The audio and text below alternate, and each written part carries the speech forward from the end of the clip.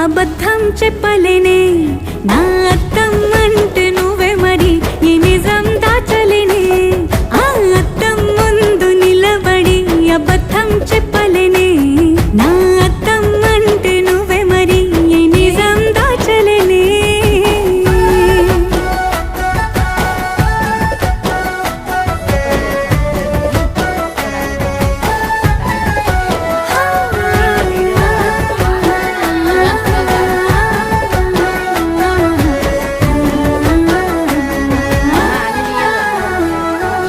నీకు నచ్చిన సంగీతం ఏంటి? నీ చెప్పుల సవ్వడి. నువ్వు మెచ్చిన నగలు ఏంటి?